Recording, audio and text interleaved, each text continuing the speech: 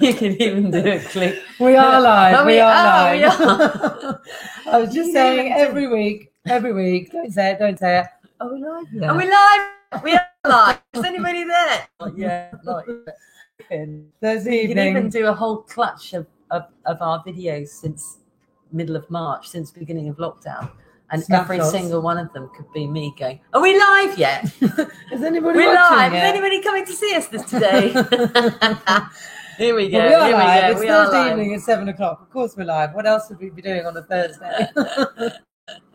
Good evening, everybody. Hi there.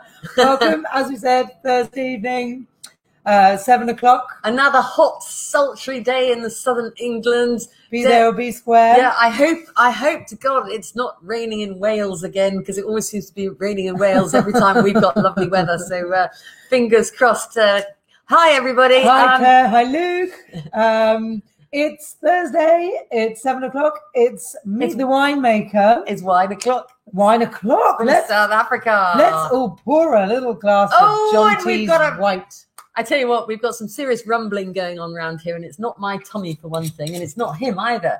It's not me. Just put it out there. It's kicking off overhead. We had a little bit of rain earlier on. Little bit. God, it was torrential. I suspect it's going to go for it again soon enough. Hi, anybody who knows us? This is Hannibal Brown Wines. I'm Pam. This is Jude, and here's very, very hot Finn. Very hot Finn, who's afraid of the thunder. Oh, he's had a hell of a day, this guy. But he's being a good boy and joining us. So last week we came to you from the Isle of Wight, our first outside broadcast, which we thoroughly enjoyed, although apparently we had a worse signal than Chile, but I can't believe that for a minute. I don't believe that. I did get an incredibly burnt face that evening, it has to be said, but needs must and all that. I hope you enjoyed it, everybody. In fact, I hope you've enjoyed all of these events. We're kind of coming to the end for the summer. For the summer break, yeah. We're going to be taking a break for the summer from the winemakers, but we are going to come back in September and have a chat with some more winemakers. But so more of that in a minute. This is our last, before the break, Meet the Winemaker tasting. We were very, very pleased to have Jonathan Reeve, aka Jonty of Jonty's Ducks. In fact, tell you what I'm going to do. I'm going to put the picture of the bottles up on the screen. That's going to make a much better show than just me waving some bottles at the last. People are joining us. Absolutely. Okay, so there they are. Here they are. The beauties. Jonty's Ducks, red and white. Two stunners from Paarl in South Africa.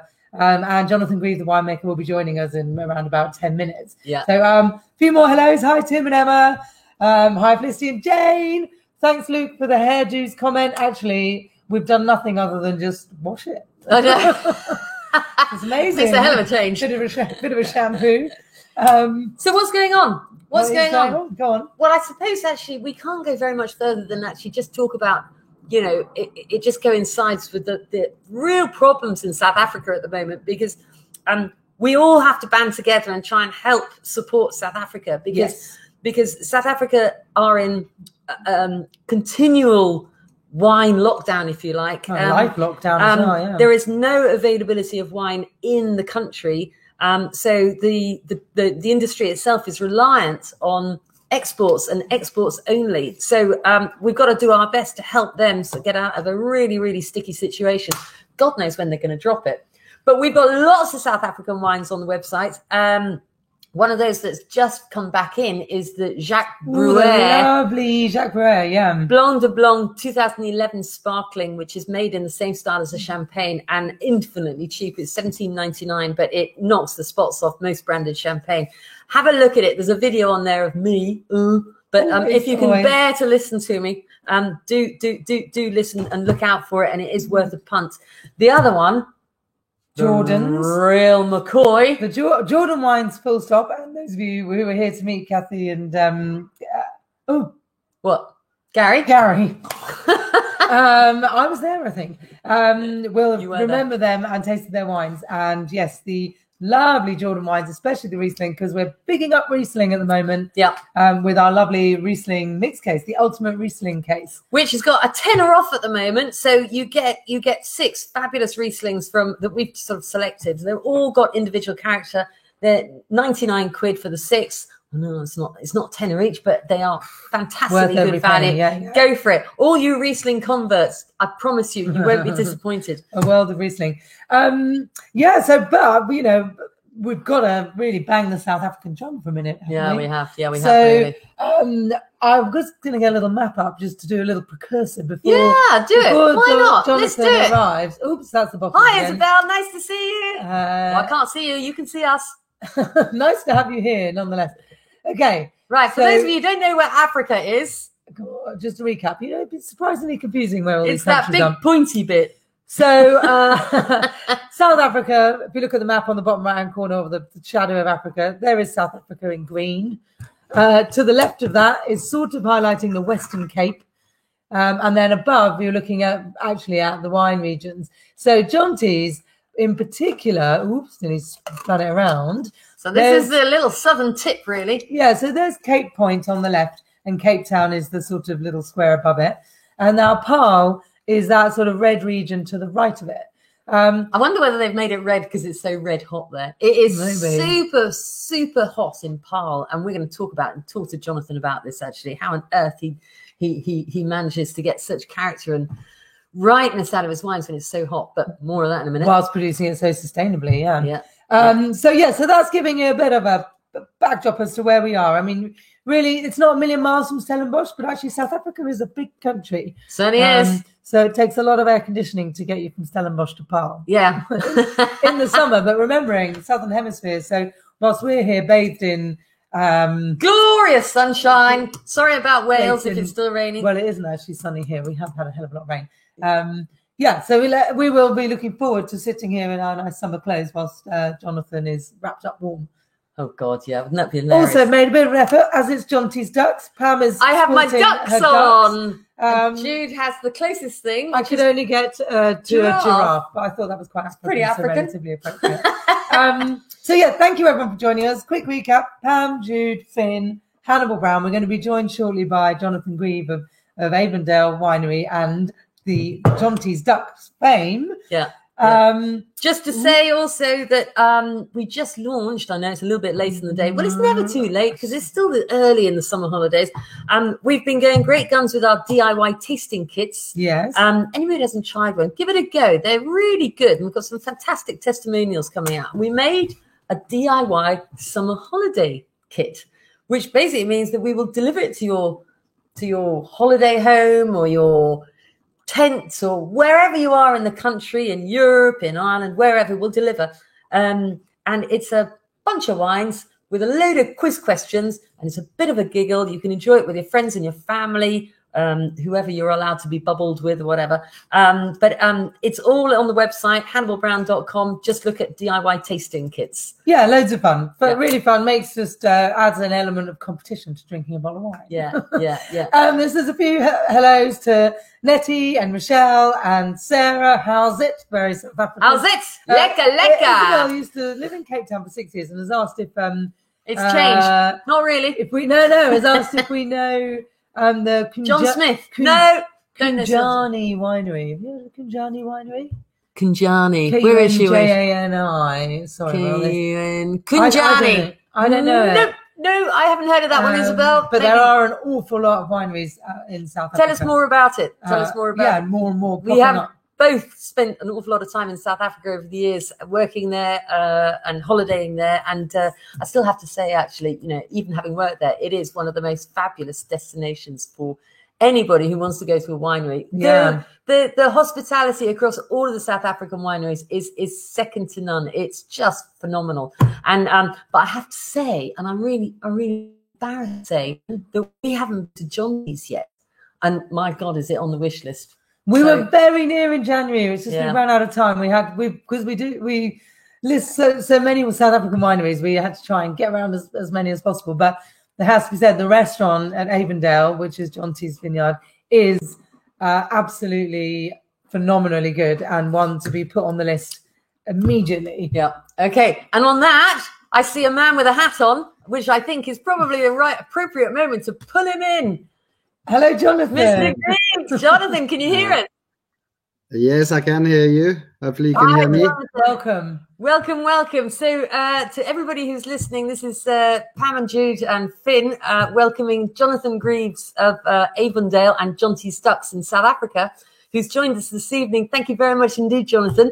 Jonathan is the winemaker, the owner, everything. The duck keeper. The duck keeper. Yeah, exactly. The biodynamic. We like to call it we can't call it the shepherd, so we call it the duckard. I like that. I'm loving your hat, Jonathan. You wear it throughout the year, inside out. Yeah, I don't have much hair on the top, so I need to keep the sun off, you see. Even in the day like today where I have to wear a jacket because it's so cold, but I see it's nice and summery on your side. It's been lovely, yeah. So what is the weather like in Paarl at the moment? So it's winter, and it's been raining for most of the weekend. Last weekend, first day of sunshine for since the weekend, and tomorrow's sunshine, and then it rains again on Saturday. So, but it's all relative, I guess. It's we have these amazing winter sunny days that come out in between. I think you guys get mostly grey and continuous rain in the winter. It's a bit different. It has to be said. Things are changing vastly over here, Jonathan, in actual fact. And actually, is that rain very welcome for you at the moment? I imagine it is. Yeah, no, it needs to rain now, so it's our winter time. So of course it's a winter rainfall, and we need it. And honestly, we actually haven't had a hell of a lot. The climate change is affecting us all, I think.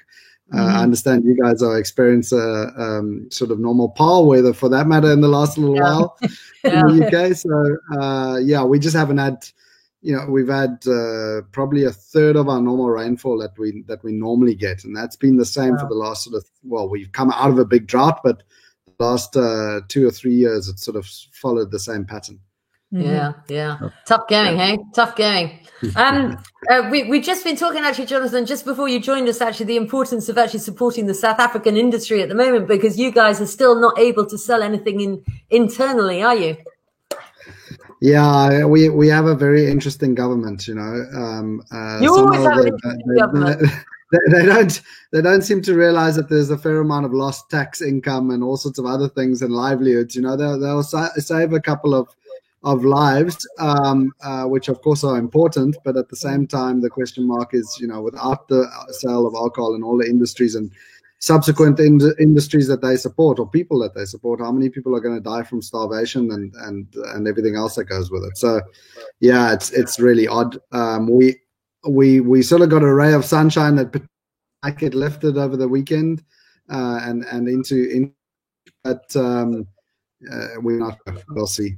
But it is tough. Tricky the world over, and there really aren't any particularly right answers to it. But okay, well, we're doing our absolute best, Jonathan, and I hope everybody who's listening in and this is going to do their best to just flood Hannibal Brown with sales of South African wine in the next coming weeks, particularly Jonty's Ducks. Yeah, definitely. We definitely all need it. I can tell you that. Tonight. Jonathan, I'm wearing ducks tonight. I hope you can see. In your honour. Giraffes. So we love the Jonty's Ducks wines, and we've been banging the drum with them for a few years now. And one of the things we really love at Hannibal Brown is the sustainability element and the organic production.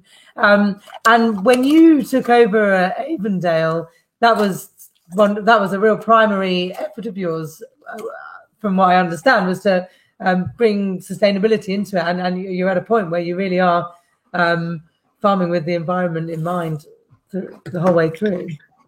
Yeah, it was an interesting journey for me, because I started, I was very fortunate. My parents decided that they wanted to move the family onto a farm. So we went and looked for a beautiful farm and my dad collects old Cape furniture, so he loves Cape Dutch, etc.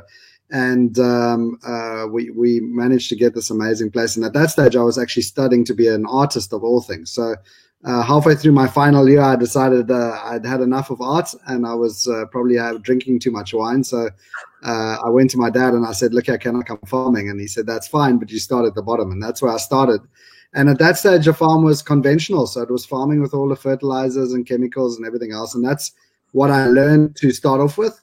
And it was never a view to go organic or biodynamic for that matter from the word go. It just made sense to me, I guess, because I didn't have a formal education as far as farming goes, and I'm very inquisitive. So, I would ask the chemical, we call them smos in Afrikaans, but the chemical reps that come up the road and sell you all your poisons, if you like. Mm-hmm. And I would always ask, why are we using this? How does it work? And invariably they couldn't answer the questions. So I would send them away and say, look, bring me somebody who can answer the questions. And at the beginning, we made our first wines in 1999, very much along the modern style of winemaking. So lots of extraction, lots of oak, lots of awards and gold stickers that came with them. We've noticed your bottles have got stickers all over them. The chances, yes. My core range actually doesn't. We tend to stay away from them, but certain markets like the stickers. But and actually the main thing was we at one stage we went to one of the local competitions tastings and we had 3 of our wines there, and we went to a dinner afterwards. My father, myself, and our winemaker at that stage, and we said. Tasted the wines and we were sort of half depressed, and we said, look, what's the problem? And long story short, we actually didn't like any of the wines, and that started a whole discussion about where do we want to go and what do we want to try to create. And fast forward a couple of years, almost 2 decades now. We've gone completely the opposite extreme to be organic and biodynamic. And when we started it, if you told somebody your wine was organic, it was like a swear word. They sort of walked the other way and didn't even want to try it. So it wasn't to be organic. It was really to create. It is really to create unique wines and wines that express where they come from. Of course, nowadays it has all the USPs of being the fluffy side and chemicals and vegan and all the other stuff that goes with it. But ultimately, what we're wanting to create is a true expression of Avondale. If we're using fertilizers and commercial yeasts and all other things that go with it, you're watering down what is uniquely yours. And ultimately, for me, wine is about where it comes from, where its origin is. So I just, for those who've just joined us, actually, we're talking to Jonathan Grieve of Avondale, and we're talking specifically about his wines called Jonty's Ducks, and how, sustainable, organically, biodynamically produced. And in actual fact, I think most people would have heard of the slow food process. But Jonathan, I think you're probably singularly responsible for introducing the slow wine process. Is that right? Yeah, I like it. Slow wine, not slow drinking. No. Fast drinking, slow making. Yeah, exactly. So we like to drink it quickly, but we make it slowly. But it's basically the natural process. So our wines, we don't.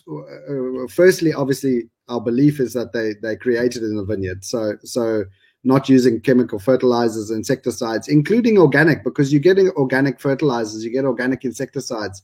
All the other the natural. Conventional products, if you like. We don't use any of that, and we really look towards nature to control the issues if we have issues.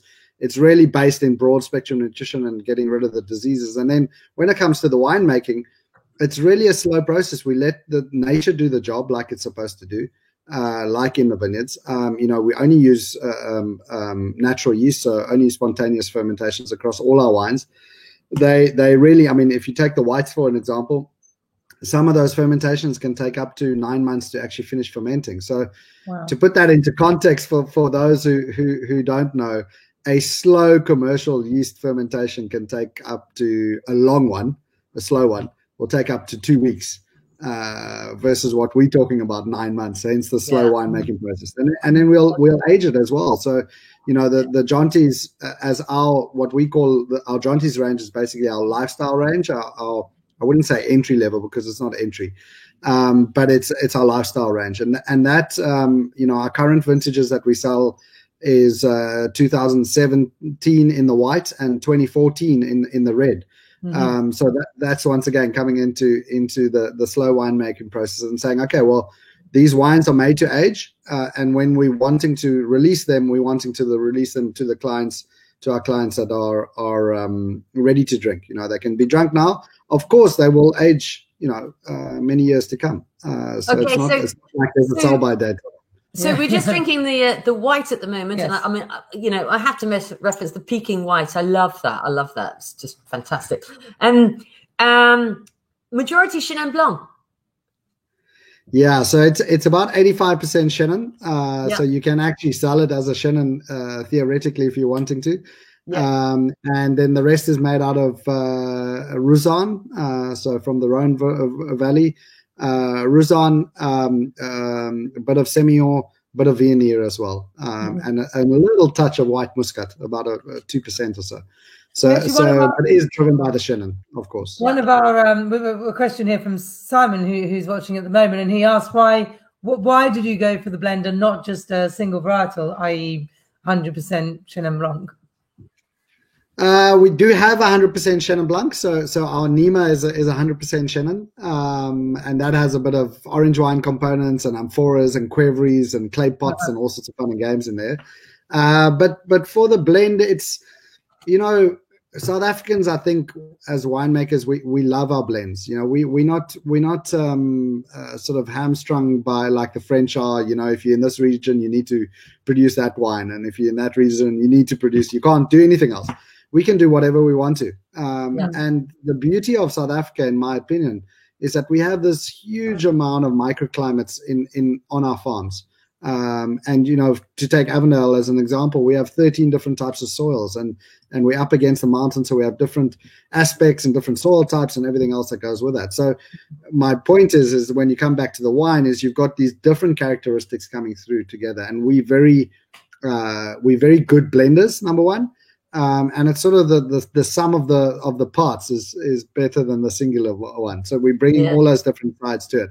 As I said, this is driven by Chenin, and Chenin Blanc to me it's my favorite white varietal. It's just an absolutely beautiful varietal. Yeah. It's sort of, I like to explain Chenin from a perspective that in South Africa, and I think globally, 25 years ago, we had that really oaked wooded Chardonnay type of craze that took over everything. And, you almost needed a chainsaw to get through those wines. And of course, as human nature is, we had a knee-jerk reaction to the opposite extreme, which of course is that racy sort of cat's pee paint remover Sauvignon Blanc. As you can pick up, I don't like that. Chenin Blanc is smack bang in the middle. It has the opportunity to bring you that beautiful fresh fruit, that sort of yellow fruit that comes through, gooseberries, that sort of characteristic, a very nice healthy acidity. But at the same time, it can take a bit of oak, and it can take a bit of aging as well that goes with that. And it's a beautiful wine that you can sit down, enjoy it, have it with food or without, it's just. And I love the fact that you're actually suggesting that, maybe even 5 to 6 years aging as well of this. So anybody's actually got this. I mean, it is delicious right now. But it'll age for 5 to 6 years if you can. Quite easily. Put it away that length of time. Okay. Yeah, I mean, it will quite easily age for that amount of time. Cool. I think you'll struggle to keep your hands off it, but it's right. It's beautiful. Okay, so we're going to just blank everybody out for a minute, or at least make us smaller, because we've got a whole lot of photos here, which which you've sent through. Jonathan, it'd be really good if you could just just talk a little bit about this, and everybody just hang on in there, because there's some amazing photos, and of course everybody is really wanting to know about these ducks. Hang on a minute. I want to know, Jonathan, actually, where do you get these ducks? Where did they come from? So I guess the first thing on it is this presentation, if you like, is just to give a bit of an indication and a feel of what Avondale is about, and where we are. That's our cellar and the Paarl Rock, sort of the Paarl Valley below it, and that's our farm going up into the mountain behind. Beautiful. So that has, our cellar is actually all underground. That's obviously the Western Cape. We don't need to go into too much detail into that. We tried to do a little intro so people know where we are. The big part of it is without using chemicals, we look at it and a bit, these slides this is our cover crop. So we, instead of using fertilizers, conventional or organic, we grow cover crops in the vineyards. We grow legumes, so things like bitter lupins and vetches and clovers and all of that. And that binds nitrogen out of the atmosphere. And was that wheat? Beautiful, yeah. Is that wheat that we can see there? Yeah, so there's a bit of wheat in there. You know, with the cover crops, we've got a monoculture, so we want to break that monoculture. So our cover crops are mixed to the soil, and we'll have I have about 10 different mixes, and my least diverse mix is about 4 or 5 different crops in it. That goes up to about 20 different crops. Wow. So each one has a different reason for being. Each one obviously bringing that nitrogen in, tillage for it, creating home for your microlife, etc. And of course your organic material. That's what comes in. So that's a clover mix with medics in it as well. And this picture actually, this soil was almost sterilized when we bought the farm. And on the bottom right, you can sort of see the how dark that soil is now below, and how porous, how much the humus has actually grown. And ultimately, our byline is Terra Vita, which means soil is life. And that's where life begins on a natural farm. You know, if you're using chemicals, you're using fertilizers, herbicides, insecticides, that's killing off your soil. And ultimately, what Avondale's about is getting that thriving sort of soil back to life. And a cover cropping system, I can talk for hours just on that, is a big part of it. That is just sort of certification side. This is compost. So we recycle everything from our compost that come, obviously all our grape pomace and the stalks and everything out, our restaurant on the farm, our houses, everything, all the waste, or anything that's organic goes into composting, into a vermicompost, which is worms, a worm compost, as well as a static pile compost with all our biodynamic preparations and everything in. And then, of course, they will go back into our gardens and into the vineyards as well. So there's no waste side of it. And then there's everybody wants to know about the horns. Yeah, okay. So there's a couple of slides on biodynamics. So, you know, I don't know if we'll have time, and maybe if we come back to it a bit later. That's my son actually helping us collect in spring when we take the horn manure out, or BD 500 as it's known. It's one of the biodynamic preparations. So biodynamics is a way of farming that was given to us by a guy called Rudolf Steiner in the early 1900s. Same person who did the Waldorf schooling or the Steiner education system. And it's an alternative way of farming. It's sort of a higher version of organics, if you like. Some people talk about homeopathy because we've got these preparations, BD 500 being one of them. And it's basically harnesses rhythms. The easy way, and it's very tough to do it in a short time, but the easy way to try explain biodynamics for me as an artist is it plays a synergistic role. So as an example, if you take a block of clay as a potter and you put it on a turntable, and you don't wet your hands, you don't use water on it and moisture on it, you touch the clay and it will splatter everywhere. If you put water on your hands, then suddenly you can start creating these amazing creations. And it's the same with biodynamics and farming. Biodynamics is the preps and everything else is the water on the farmer's hands. It's the part that really makes the rhythms and the energies and the flows work to the fullest. So that's a sort of really short and that's a really nice way to describe it, actually. Interesting. There's some lovely images on here, so we'll have to float through a few. I mean, so these are some of our livestock. You know, one of the big things about biodynamic farm is that so many farms nowadays are monocultures. In the old days, they were never like that. You know, you used to have grapes and you used to have vegetables and you used to have cows and chickens and everything else. So every one of the livestock part of it brings the life force into it. So we've got the Black Angus on the previous slide, which is we graze through the various pastures, and our pastures are actually in between the vineyards. And we use the manure out of that mainly to make the BD 500. And one of the other preps called MT Ferment, which is a great prep and another story on its own. And then straight behind it, we have a day or so later, we have our Eggmobile that comes through, and the Eggmobile is built in an old 1952 Dodge truck that my kids and I had some fun building and renovating, all with recycled and old material actually on the farm as well. And what they do is do what chickens do. So they'll go along and spread the manure in the pasture, the cow manure, sanitize, eat all the fly larvae, etc., and fertilize the pasture. And the byproduct out of that is a whole lot of beautiful pasture-reared eggs, which of course comes into our deli and into our restaurants and onto my breakfast table, of course. And the whole system. And these guys are very important when we're talking about these particular wines, right? Yeah, so exactly. So the Jonty's ducks, the reason why we call it Jonty's ducks is basically it's one of the great examples of using nature to control issues. So, we can balance the soil with broad spectrum nutrition and use the cover crops and use the natural predators, etc. But we're not perfect, and from time to time we have issues that pop out. And the philosophy on Avondale is to look at it and say, okay, well, how does Mother Nature control a problem?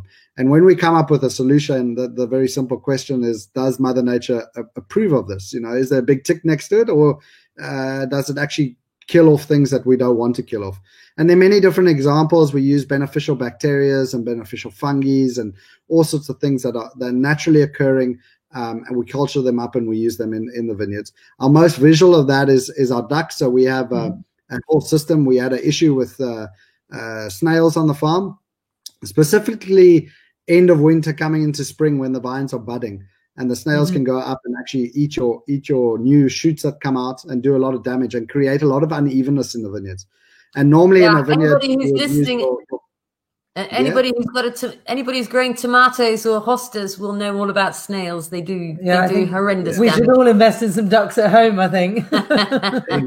Exactly. So how it works is we get 120 day-old ducklings in autumn. We raise them up until they're about 120 days old, and they've got their feathers and they're waterproof as such, and then we start grazing with them in the vineyards.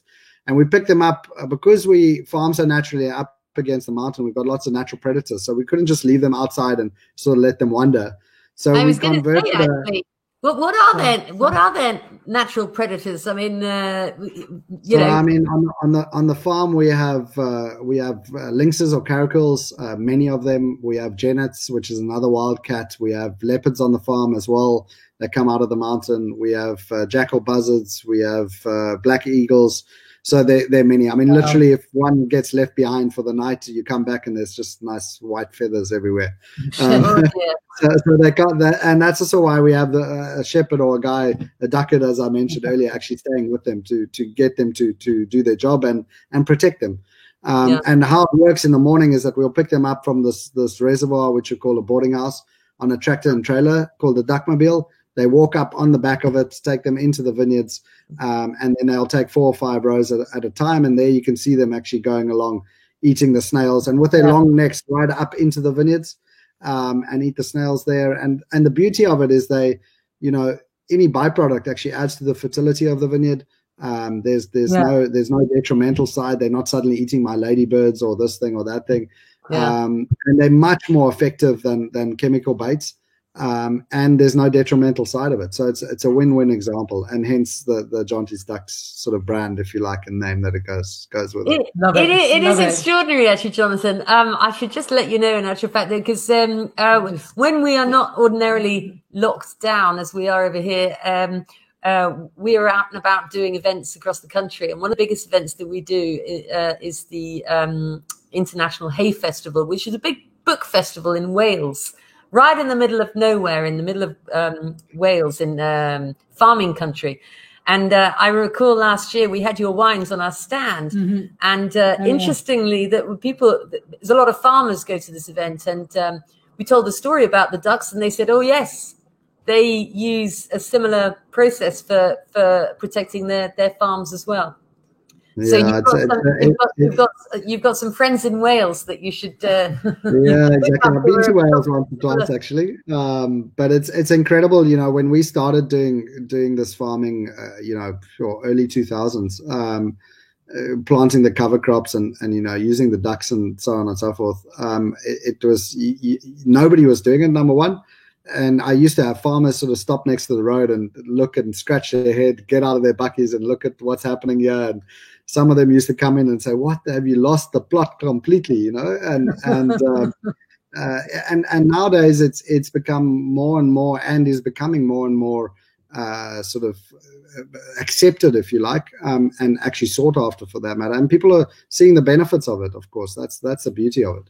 Because you do see the benefits in the production, in the flavor spectrums, especially with us making wine.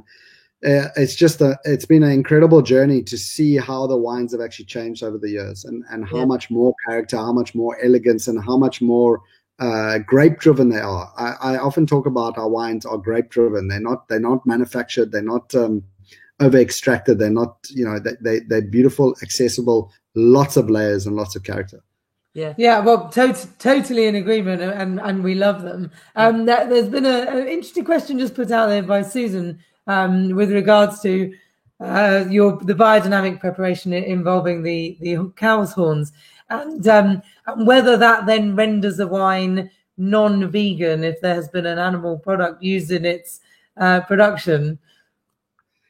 Well, it's an interesting discussion, and I've had it a couple of times. If you let me explain BD 500 as a whole. Yeah, we make basically this preparation with horns, and I'm not going to go into too much detail, but we make it so we take the manure. Obviously, we're not killing the cow as such. It's a byproduct of the cow. Why would it be an issue for that matter? We take the manure, we stuff it into a horn, and then we bury it in the ground for wintertime, and really focuses all the energies, the rhythms, etc., etc. And when you pick it up in spring, that sort of raw, I can't say aromatic, smelly manure that you put in, when you take it out, it smells like a forest floor. It's just harnessed all those energies and those earthly energies. And then we store it and we use it into the vineyards. But we use it into the vineyards from a we'll use a handful per hectare.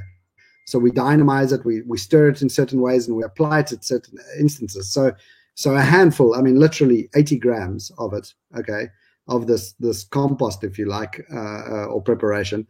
And we dynamize it. So it's a process that we put it through, that we stir it with water, and then we spray that on 80 liters a hectare. So, in technical terms, it's one drop per square meter that you're putting down, which is, it's virtually nothing. It really is homeopathic quantities. I mean, everybody who's got more importantly, so it's an interesting debate. To come back to the question now, is that vegan or is it not vegan? My personal opinion is I don't see how it's not vegan. It's not like my cattle on the farm have the most amazing life ever. Any byproduct of it that we're utilizing, that's nature. That's what you do. We recycling, we upcycling, if you like, and we're using the natural cycles. So it's a debate. I guess you probably will never get a direct answer. That's my take on it. If somebody asks me if my wines are vegan, I will say yes, they definitely are vegan, because I'm not adding anything into it. I'm not using the egg whites. I'm not using the fish extracts for yeast food, etc., etc. There are many different things that go with that. Yeah, absolutely. It is, for anybody who's listening, it is a fascinating subject, but fundamentally it is just a different and alternative farming practice. And if anybody wants to know more about it, hop onto the Hannibal Brown website blog and just scroll down. There's a whole lot of stuff on there about biodynamics and organics. It tells you all about, how much compost is produced from a cow regularly. All sorts of interesting stuff. You just obviously don't want to get your hands dirty with it, but it's worth having a look at. Questions. I have a question, because I was looking at your blog there, and I think I picked up that you mentioned that the sort of rough industry average in terms of water requirements for producing a single bottle of wine, and obviously the water doesn't go into the wine, but for the whole process is around about 6 liters of water per bottle, which sounds absolutely vast considering there's no water goes into it. But actually you've managed to create a process which will pretty much halves that. How do you? Yeah, 6 liters a bottle of wine is being very conservative. I think some people are a hell of a lot higher than that, to be honest. But in essence, it's an example of how we farm, and ultimately, not wasting. Water is in the Western Cape, at least, is a huge valuable resource that we can't waste. And it's through the way that we farm. It's through the way that we've designed our irrigations and that type of stuff. It's through the way that we've designed the cellar in our restaurants. And then also from there, all of that water that we potentially use in this facility, we reduce it from various practical things. There are many different examples of that. But we actually also take all of that water into a natural sort of wetland dam system, 3-dam system, that we rejuvenate all the water, and then we use it back onto pastures again for our cattle. So it's a complete cycle, and there's no waste in it whatsoever. And it's just, once again, not using chemicals, not using electricity, just really letting nature do the job that she's designed to do. She knows best, so why try think that we know better? Absolutely, yeah, absolutely love that. In fact, Jonathan, just a quick word on the red. Oh yes, let's just talk about the Johnson's Red, if we could. Cool. Again, so I mean, yes, it's another blend. It's a bit of once again a different blend. It's driven by Syrah, so just around about 50% Syrah. 2014 is our current vintage, as I mentioned. It's so driven by Syrah. With Cabernet Sauvignon, Merlot, and Cab Franc in it. Those are the main ones that are the drivers.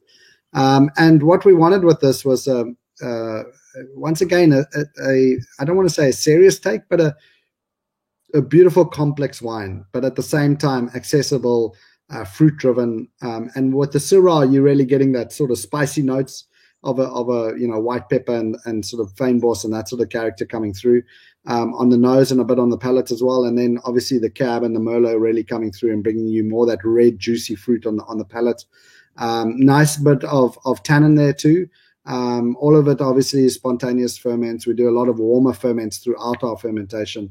And we age it in oak as well. Older barrels for this wine. And age it there for about 12 months, just over 12 months as well. Okay. And were these all varieties, grape varieties, which have historically been grown at, you pronounce it Avondale. We should say Avondale. Avon is just like such an English way to say it, but at Avondale, are these all varieties that you sort of grown there for years, or have you sort of introduced some new ones in your time? I mean, some of them are new, some of them have been around for a long time. I think the Syrahs within a South African context are newer. They've been in South Africa, I think, probably 100 years or so. Versus obviously the original stuff is much older. Our estate's quite an old estate. It was originally formed granted in 1693. With a lot of winemaking history to it. So when we bought the farm, there was quite a bit of old vineyards on it, which we've rejuvenated, quite a bit of Cab, Chenin Blanc, obviously, a bit of Chardonnays as well, and one or two other things.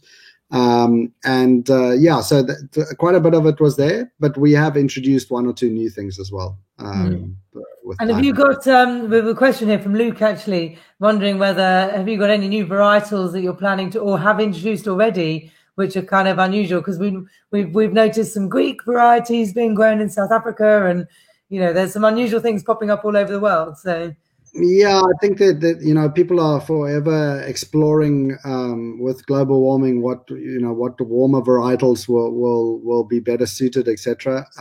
We haven't got too many of the sort of odds and ends one. We've tended to stay with your sort of French varietals, more expanding a bit more into your Rhone varietals, so your warmer sort of climate within France's varietals.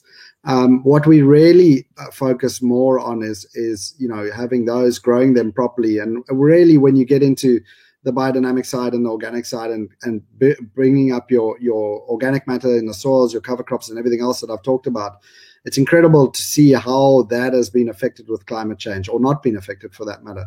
And that was not one of the main reasons, but I've always said I do quite a bit of talks across the world to farmers and to students and so on, universities.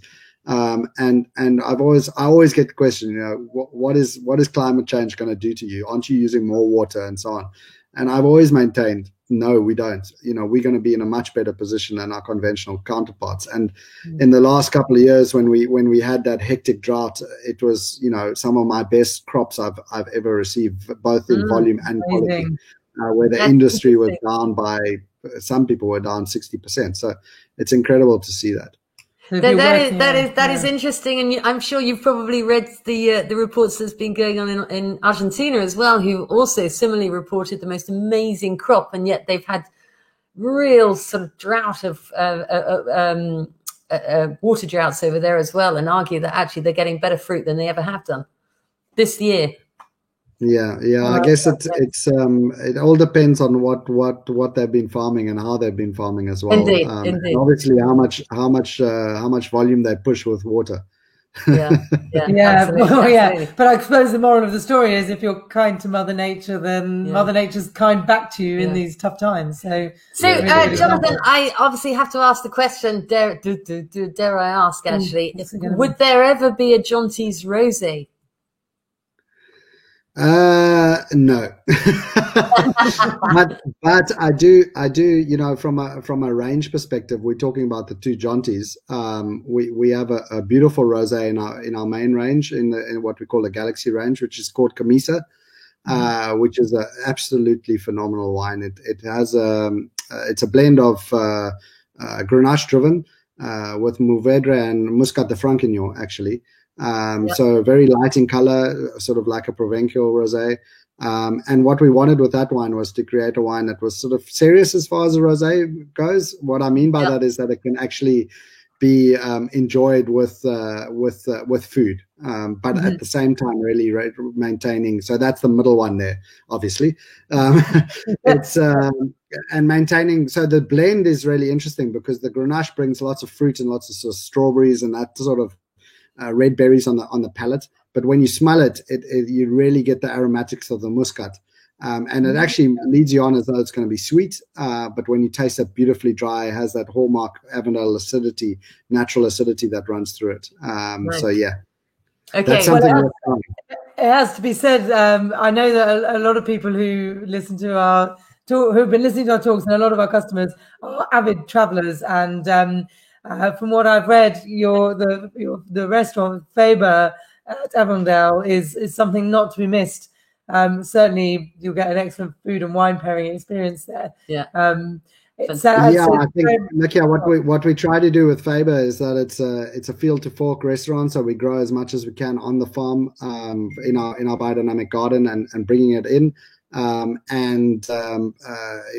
I would recommend, if you guys, your clients and the guests on the webinar, if they are coming out to South Africa, that they come out, book a eco wine safari. So eco wine safaris, we'll actually take you out into the vineyards on a tractor and trailer, see the ducks and see the gardens and see the preps, how we make them, and hear the whole story. It's an integrated tasting. So some of the wines we taste out on the farm, you'll have a cellar tour, see the Qvevris, which are all the Georgian Qvevris. We're the first in South Africa to use clay pots, and have been doing so for almost 10 years now, in the winemaking process. So you see all of that, and then stay for lunch afterwards and really get the full experience. And you most I think we're all in as soon as we can leave the I think full endorsement. Jonathan, thank you so much for joining us. Really appreciate it. And maybe when you're back into summer and we're in autumn or winter, we can invite you back again and have a chat about some other wines. Maybe we'll even come. Yeah, please do, definitely. And thank you from my side. Thank you guys. Obviously, there's a huge amount of info on our website, so please go have a look there. Sure. And there's also a blog with a lot of information on how we farm, on the biodynamics, on the preparations, and everything else that goes with that. Yeah. Okay, so we will direct everyone into both of those as well once we're done here. So thank you very much for your time. Thanks for joining us, Jonathan. Thanks, Jonathan. My pleasure. Thank you. Enjoy the summer, or what's left of it. Thank you very much. Good evening. Bye. Bye. Bye. Hi, so that was Jonathan Grieve from the Jonty's Ducks. And anybody who's looking for these wines, go on to hanwellbrown.com. They're both there. The White Ducks is $17.25 a bottle.